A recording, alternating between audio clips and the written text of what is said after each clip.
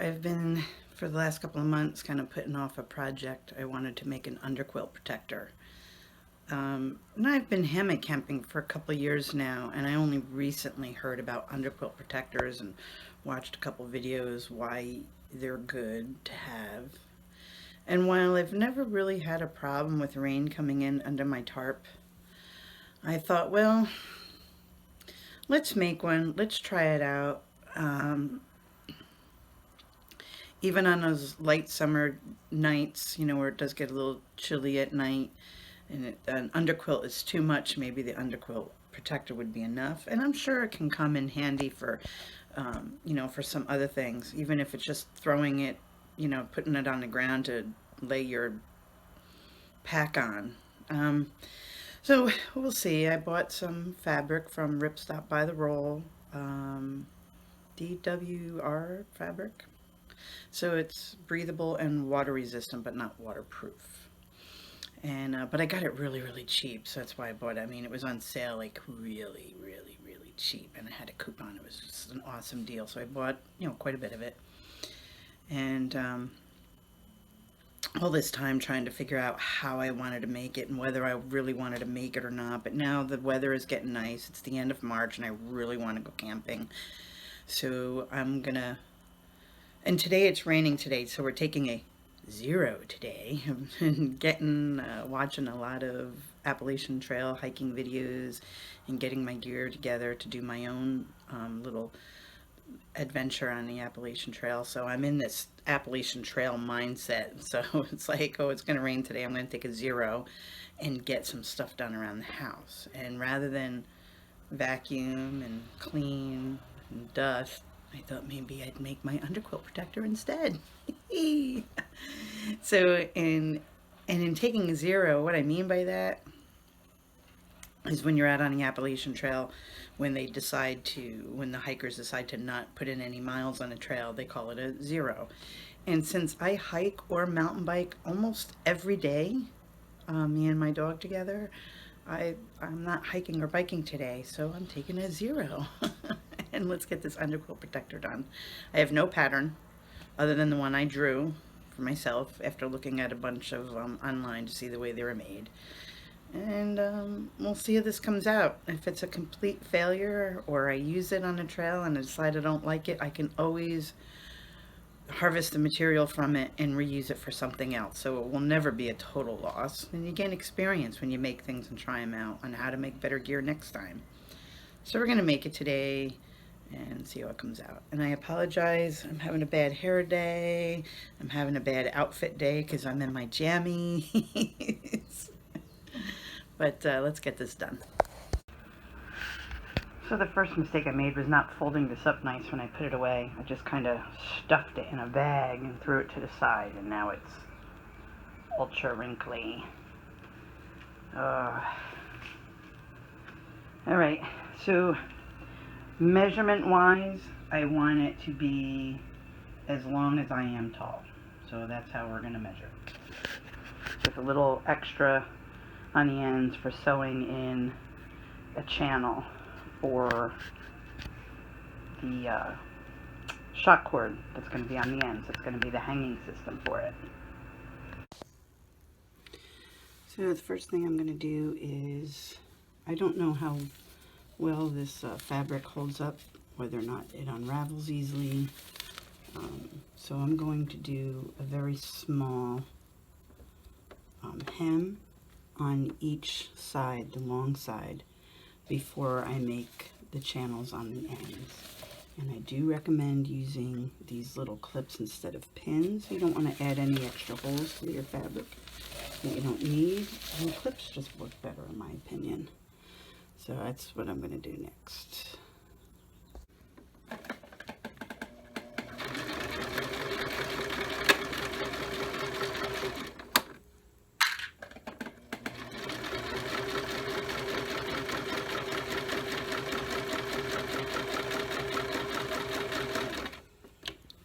Isn't it boring watching people sew?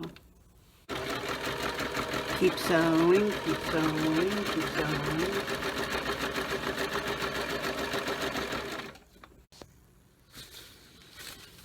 So So I got my two sides done. Like I said, just putting in a small hem to keep it from unraveling and maybe give it a little bit of stability along the sides. And I decided to change my original plan for the cord a little tiny bit because I'm a little short on Shockcord and I don't want to add a whole lot of, my first plan required a whole lot of Shockcord locks, and I want to cut down on the weight and bulk a little bit, so I did some rethinking and redid my plan a little bit. And I also decided that in the middle of the bag on each side, on the protector on each side, that I would put a little elastic loop. And I did that on my underquilts. And I've never had to use them yet, but I look at it and I go, if something happens that I need to tie it up higher, I can attach some cording to those little loops and throw it over my ridge line, or just even tie them together, you know, pull them around me and tie it. So I'm going to add a little elastic loop in the middle, and I'll show you that. So I always very lightly melt the ends of the elastic just to help keep it from unraveling. I really hate this elastic. You can see it's just... And I'm going to offset the sides like this so it's a little easier to thread something into it. So if you put the ends together, and getting something in there is a little harder.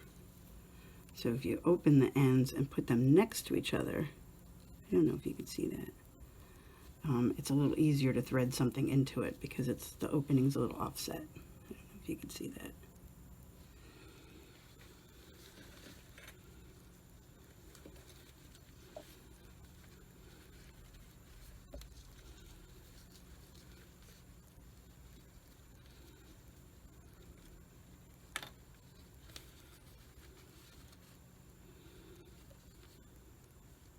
And the other thing I'm going to do is put just a tiny bit of ribbon, a little piece of ribbon right across right here, just to help reinforce the fabric a little bit. So a little piece of gross grain ribbon, and you just want to just slightly melt the edges, the ends, not the edges, the ends, so they don't unravel. And the only reason why I'm putting this on there is just to kind of enclose the ends of the elastic a little bit, and just to kind of help reinforce the fabric a little bit. I know you probably can't see what I'm doing very well. Sorry, I don't have a way to do a shot from above so you can see what I'm doing, but I've just got my elastic laid out in place. And I'm going to put my little piece of ribbon on top of it.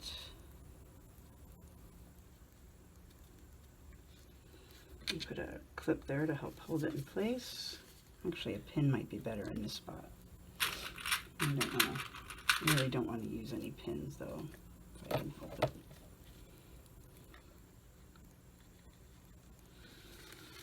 So that's what we have. And then I'm going to do like a box stitch around it.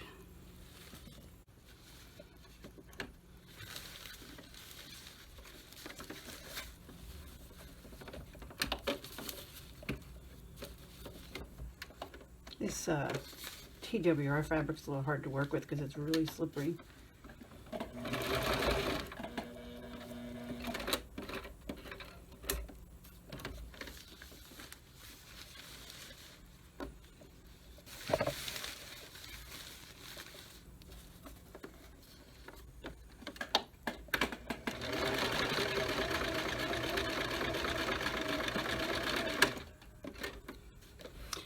Whenever you lift up your foot to turn your fabric, make sure your needle is down into the fabric. There's a little sewing tip for you that nobody taught me. I just learned it because of trial and error through practice. Nobody taught me how to sew. I just bought fabric and started sewing. So I don't always do things the way the professionals do them. the way you should do them. It's been a lot of just trial and error for me.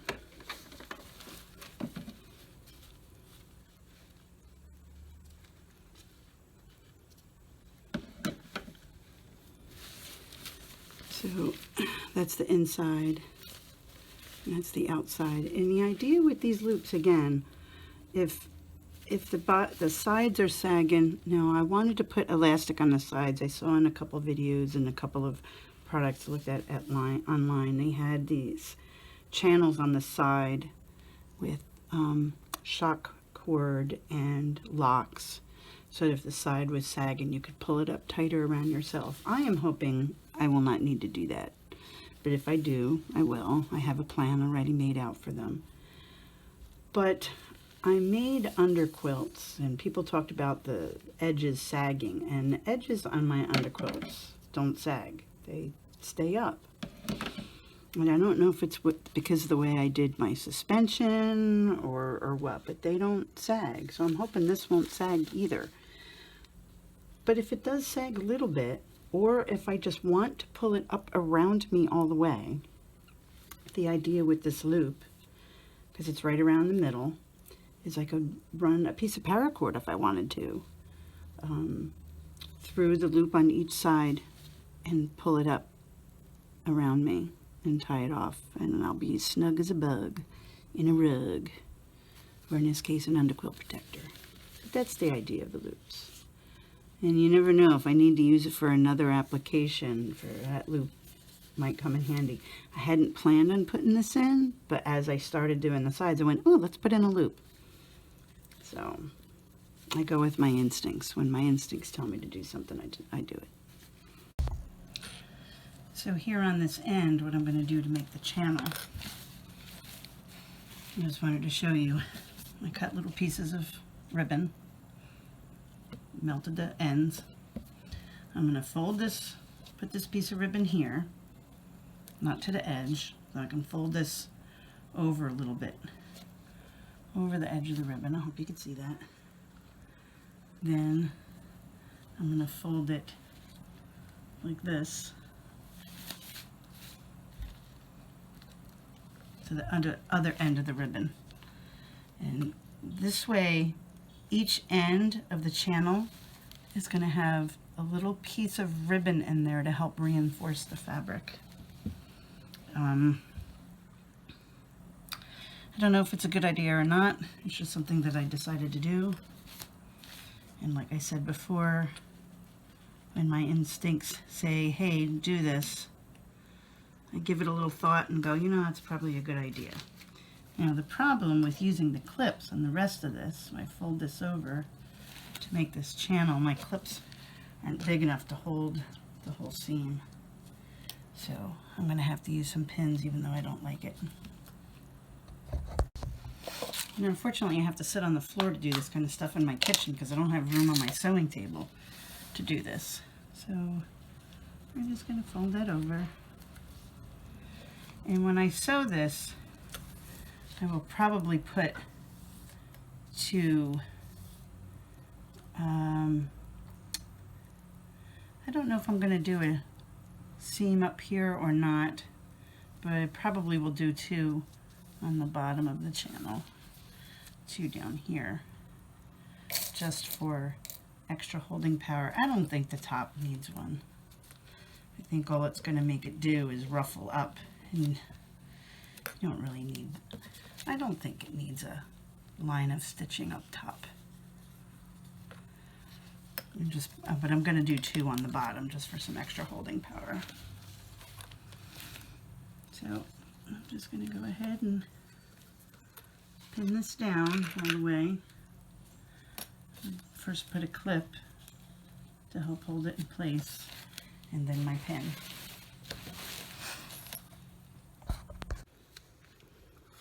So you saw how I did the little piece of ribbon at the end. I decided though that I was making my channel way too wide. It was like going to be like this wide, and I'm like, it's for Shockcord. It can be a lot narrower. So I just moved it up like a 1/4 inch. So this little piece of ribbon is sticking out there. I don't really care. It's fine.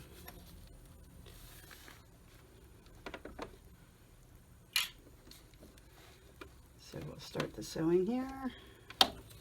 And I think I will probably put 2 rows of stitching along this just for some extra strength. You don't need to watch that, do you? It's boring. I ran out of purple thread. And I don't want to go to the store to buy more because it's like an hour and a half drive for me. Ugh. So I had to switch over to black thread. But I guess it's not the end of the world, is it? So I did 2 rows of stitches along the channel. And now I'm going to stick in the Shockcord and attach the blocks.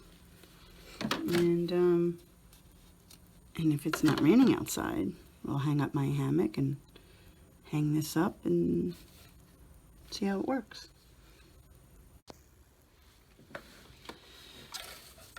So the only paracord that I have around the house is some pieces that I took off of another failed project that I had made. And they're the longest pieces I have in the house. And I prefer not to piece short pieces together. I wanted one long piece. So I laid the underquilt protector. I've laid my hammock on the floor and laid the underquilt protector on top of it just to see what the length was like and about how much paracord I might need to reach the hammock carabiners. And these are long enough to reach, but I think I wanted them a little longer so that they would hang down a little bit. I don't know if these are going to be long enough or not, and I can't take it outside and hang it and test it out because it's pouring rain outside. So I'm going to go ahead and put these pieces of paracord in, and tomorrow hopefully it'll stop raining and I can hang it and see if they're the right length. And if not, I'm either going to have to piece some pieces together or I'm going to have to buy more paracord, which I really didn't want to do because I'm on a very limited budget. So that's why I buy a lot of my fabric on clearance. Like this was on clearance really cheap, I'm sure, because it was purple. And people want camo and black for equipment, but I love purple, so I was happy with it. So what I'm going to do now, the paracord's pretty stiff, so I don't think I'm going to need something to pull it through or push it through. I think I could feed it through just like this. And so we're going to feed it through the little channel. And you don't really need to watch me do this, the whole thing. Pretty boring. Just feeding it through.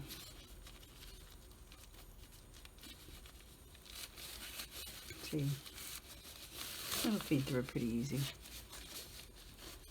Just pushing it through.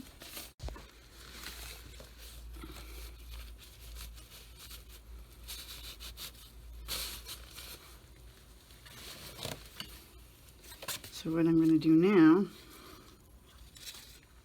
is I've got one of these line locks. Put both ends of the paracord through it. Ends of the paracord have been, not paracord, this is Shockcord, have been melted so that they don't unravel. And then I'm just going to tie a simple knot at the end of this. Just one of those, I don't know what kind of knot it's called, but you know, make sure it's good and tight. And the idea is that this will attach to the carabiner of my hammock, and this is there in case I need to shorten this a little bit. I can do like that, and it will shorten the length of this whole big loop. I originally had made this with my original idea. I had wanted to do cord locks on both sides of this, put one on both sides, you know, one like this that will adjust the length, but another one on this side too, just on the cord, so that you can adjust the opening of this and could close it up when it's colder, but open it up when it's warmer and you want more airflow. But to be honest with you, I don't think it's really necessary, because when you push this down, it kind of really stays closed.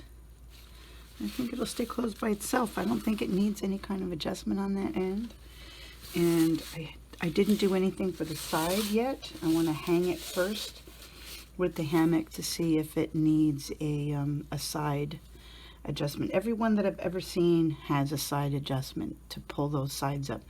I don't think it's going to be necessary, but before I do it and waste the time and materials, I want to test it out with the hammock and see if it really needs it. And if it needs it, then I can add a channel with some paracord and a cord lock on the side for a side adjustment. No big deal. But I will have to finish this tomorrow, because I'm going to test it out tomorrow and see how it works, and I'll let you know. So I can't put any weight on it to test it out, but I did want to just at least hang it to see if if it's sort of right. And so this is why I can't put any weight on it. It's actually just kind of attached to my bike that's hanging from the ceiling. And a coat rack. Well, it's a coat rack, but it's not a coat rack. It's my dog supply rack. So I just kind of, so I like the length of it. I think the length is good. I actually kind of like the way it's hanging on it. You definitely will not need any locks here to keep it tight. If I want it tight, I just have to push it together and it's going to stay. And it might actually be a problem with not loosening up if I want it to, but I don't think I'm going to need to do anything to the sides either, because they're pretty much staying up by themselves. But tomorrow, hopefully it won't be raining and we can hang it outside. I can sit in it and test it out. I just wanted to kind of get a little idea. So, yeah.